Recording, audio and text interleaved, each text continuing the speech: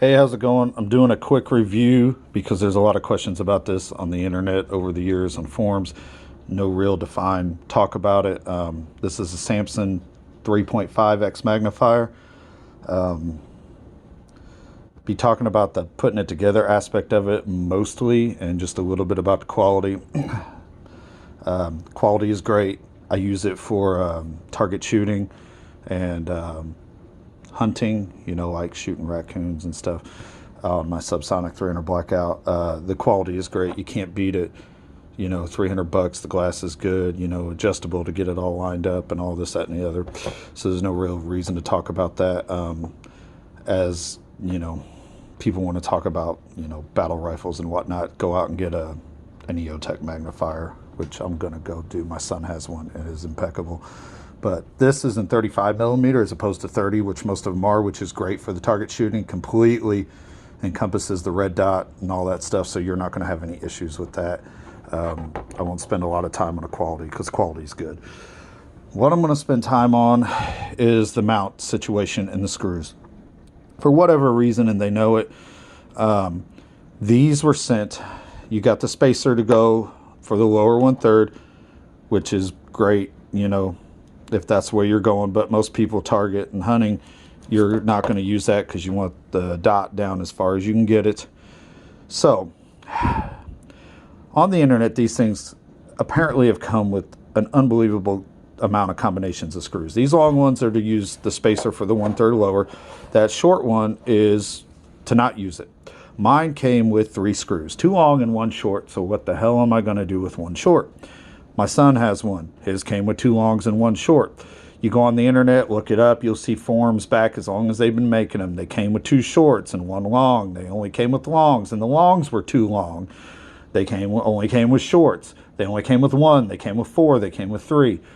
Yeah, I don't know what's going on in their quality control stuff going out the door and whatever, but it's horrible. So I went and bought some from the hardware store. That being said, this is not easy. So these screws don't actually exist. They are made for this. And for the people who say, oh no, they do, they don't. Because what happened, the head, the countersink head, the cone shaped part, for everybody not liking the technical terms, I guess, is smaller on these than on the screws that you can go buy at any hardware store, order on the internet. So they stick up. So I will stick this one in here, and it lays down inside.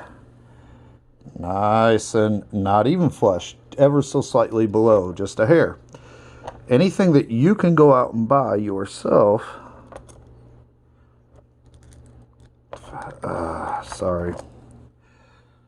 will stick up ever so slightly. You can probably tell that this one over here sticks up a little, and that one over there is ever so slightly under. It still closes, and everything works, so I guess I'm not going to worry about it. You can see that one there, and you can see that you can see nothing there. So what I'm going to do is, I bought these just to have, I guess, because I was there and I hate to run back if I got to have them. I'm going to cut down a long one to match a short, put it together without the spacer, and move on with life. And if I ever got to change it later, that's what I'll do. The screw shaft is a 1032. The closest that you can order for the short screw replacement is a 1032 by 3/8, which most hardware stores don't carry. However, you go online and buy them for $1 or something all day. For whatever reason, they don't have them there. I don't know, but whatever. So I got the 1032 by half. So if I ever need to cut them down later, I will. But the heads are too big. It will still work, but I don't know if that makes a difference over time, whatnot. Probably not. Who cares? But anyways, I'm going to cut these down to fit, Loctite them in, life will go on.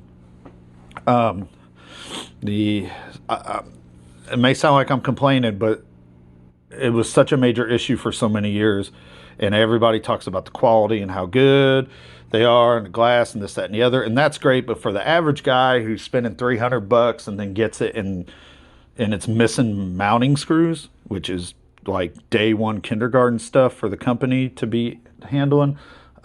These are the kind of things that matter to the average, fat guy on the street who's ordering stuff on the internet, whose wife's complaining about paying bills and he's spending $300 on something that's questionably he doesn't have to have. So you know what I'm saying, man. It's nice. Yeah, you want to watch videos of guys running this over with their truck and throwing it off the roof and talking about that stuff, you got to go someplace else. I'm talking about realistic, average guy spending money on stuff. The only other issue that I had with this is it has this wheel with teeth, and you turn it, and that's what tightens the way it clamps on the Picatinny for the different stuff. That spring is in the way, and it was really hard to deal with that. So think about that. You get past it. I did. I just cranked down on it really hard. It's easy if you have two people.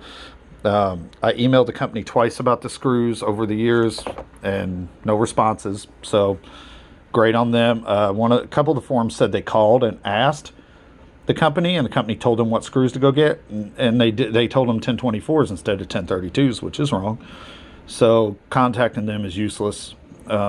Just that's why I'm making this video. So if you got one of these and you got a stupid set of screws, now you cut them down, and you go buy those. They'll be the cone part, the countersink head will be slightly bigger. I don't think it matters. Life goes on, and you just got to deal with it. And if you can't get your wheel on the side to adjust the Picatinny, you just got to work really hard at it with the screwdriver, because it's catching this part of that spring, and you can't. And if you close it, it makes it easier to get by it. So other than that, like I said, I like it for what I use it for. It's great. It's big. It's not giant like, oh my God, here's my hand and here it is, whatnot. But it's 35 millimeters, so it completely surrounds the whole thing. And then you use these adjustments to center the dot within this. It doesn't change the siding or the dot. It just gets this lined up with the dot. So I like it. I think it's worth the money for the target shooting and stuff. If you're one of those guys that wants to use it to be out training and stuff, then go get the EOTech, obviously. So I just want to put that out there, since there's so much about it on the internet, and I'll try to give some definitive answers of what you got to do to deal with it. So have a nice day, everybody.